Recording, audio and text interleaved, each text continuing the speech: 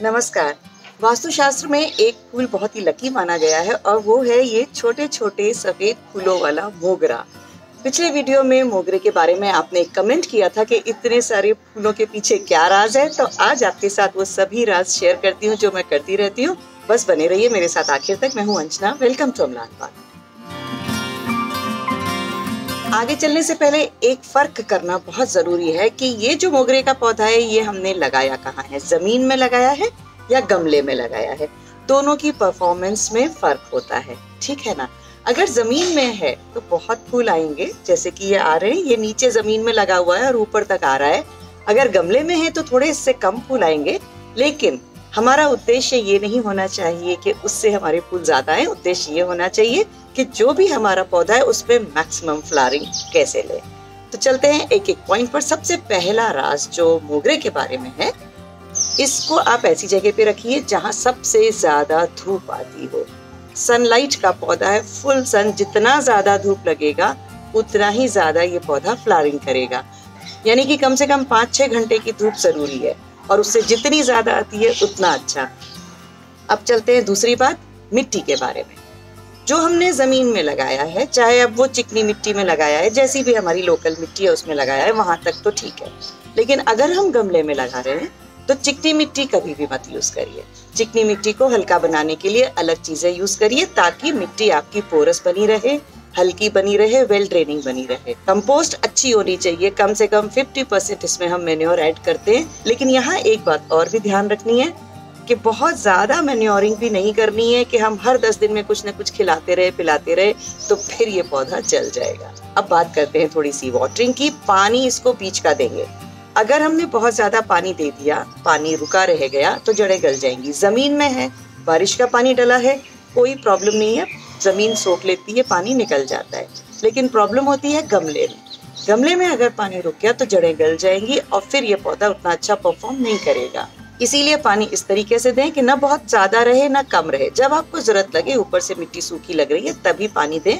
ज्यादा पानी देंगे तो पत्तियां बहुत सारी आ जाएंगी और फूल कम आएगा, ठीक है। सबसे जरूरी टिप अभी जल्दी शेयर करूंगी, लेकिन उसके पहले 2 चीजें और डिस्कस कर लेते हैं। एक तो ये कि इसका पॉट कैसा हो। अगर हमने गमले में लगाया है तो प्रेफर करिए कि या तो मिट्टी का गमला हो या फिर सीमेंट का गमला हो, प्लास्टिक का नहीं हो। प्लास्टिक में 2 चीजें हो जाती हैं। एक तो पानी बहुत देर से सूखता है, कहीं गलती से आपसे ओवर वाटरिंग हो गई या ड्रेनेज होल ब्लॉक होने से पानी अंदर ठहर गया तो जड़ें गल जाएंगी और फिर ये एक बार खराब होता है तो रिवाइव करने में बहुत टाइम लगाता है। दूसरी चीज होती है कि ये तो आपको पता है कि पूरी गर्मी का पौधा है। पूरी गर्मी यानी कि मैक्सिमम टेम्परेचर में ये मैक्सिमम फ्लावरिंग करता है। अब ऐसे में अगर हमने प्लास्टिक के गमले में इसको रखा हुआ है पूरा दिन की पूरी धूप में, तो प्लास्टिक का गमला बहुत जल्दी गर्म होता है और फिर ये जड़ों को गर्म करके जड़ों को खराब कर देता है। इसीलिए प्रेफर करिए क्ले पॉट लगाइए। दूसरी एक और बात कर लेते हैं फर्टिलाइजर की। उसके बाद हम चलते हैं मेन पार्ट, प्रूनिंग पे। जब भी हमने इसको शुरुआत में पॉट किया है तो हमने कम से कम 50% मैन्योर इसमें ऐड किया है। इसमें चाहे आप गोबर कंपोस्ट यूज करें तो सबसे अच्छा, वर्मी कंपोस्ट यूज करें तो भी बढ़िया। इसके बाद साल में 4 बार इसको फर्टिलाइज करना जरूरी है।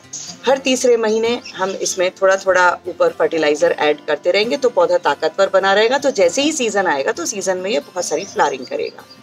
एडिशनली अगर आप मेहनत कर सकते हैं तो आप जो इसका फ्लावरिंग पीरियड है उस समय सरसों खल का लिक्विड मैन्योर बनाकर ऐड करेंगे तो भी इसमें बहुत ज्यादा फायदा दे सकता है।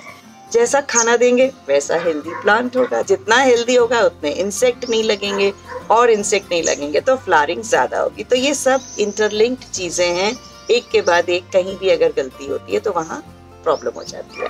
अब सबसे मेन पार्ट इसकी प्रूनिंग का। प्रूनिंग का मतलब होता है इसकी कटिंग। वो बहुत सोच समझ के करनी चाहिए। जैसे हमें पता है कि स्प्रिंग ऑनवर्ड्स शुरू होगी इसकी फ्लावरिंग, तो स्प्रिंग से थोड़ा सा पहले हम इसकी काफी प्रूनिंग कर देते हैं। यानी कि इसका काफी एक्स्ट्रा पार्ट जो होता है वो उड़ा देते हैं, लंबी लंबी टहनियां होती हैं उसको काट देते हैं। दूसरा एक प्रूनिंग होती है मेनली जब हमारा सीजन खत्म हो जाता है, यानी कि ऑटम में, सर्दी के पहले इसका सीजन खत्म होता है, तब हम हार्ड प्रूनिंग कर देते हैं। यानी कि जितना भी आपका पुरानी सूखी टहनियां हैं जो हम इस पूरे पीरियड में नहीं काट पाए थे, वो सब कट जाती हैं और आपका एक मेन शेप में पौधा बचा रहेगा। तो इसके बीच बीच में आपको कभी कभी थोड़ी सॉफ्ट प्रूनिंग, छोटी छोटी प्रूनिंग करते रहना है। वो क्या करना है, जो भी स्पेंट फ्लावर्स होते हैं, गुच्छा बनता है फूल का, जब पूरे गुच्छे के फूल खत्म हो जाते हैं उसे काटना बहुत जरूरी है, क्योंकि यहाँ पे दोबारा अभी फूल नहीं आएगा। ऐसी लंबी टहनियां होती है जिसमें फूल नहीं आता, बस ये लंबी लंबी बढ़ती जाती है। तो ये जो बिना फूल वाली लंबी स्टेम्स हैं, इन्हें काट दीजिए ताकि यहाँ पर जो ज्यादा ग्रोथ होगी उसमें फिर फ्लावरिंग होगी। और अब एक आखिरी पॉइंट और डिस्कस करते हैं कि इसकी गुड़ाई करते रहिए। अगर गमले में लगा हुआ है तो फ्रीक्वेंटली हर हफ्ते 10 दिन में मिट्टी की थोड़ी गुड़ाई करें, तो मिट्टी जरा टर्न हो जाती है, ऑक्सीजनेटेड हो जाती है। अगर जमीन में है तो भी इसकी गुड़ाई करते रहें, तो जितनी गुड़ाई करेंगे जड़ों को ऑक्सीजन मिलेगी, जड़ें हेल्दी और हेल्दी, फूल ज्यादा, सब कुछ अच्छा। इतने खुशबूदार सुंदर फूल हैं तो इनको लाइक करना तो जरूर बनता है। वीडियो को जल्दी से लाइक कर दीजिए, बहुत सारे लोगों के साथ शेयर कीजिएगा। ये मौसम है इस समय मोगरे के ब्लूम होने का और ये चलता रहेगा बहुत लंबे समय तक, तो सभी को ये सुझाइए ताकि हर घर में मोगरा महकता रहे। और अमलान बाग को सब्सक्राइब अगर अभी तक नहीं किया है तो जल्दी से सब्सक्राइब भी कर लीजिए। और कोई भी कोर्स करना चाहते हैं, वर्कशॉप्स करना चाहते हैं, तो वीडियो के डिस्क्रिप्शन में लिंक है लर्न विद अमलान का, साइन अप करके आप कॉन्टैक्ट कर सकते हैं। नमस्कार।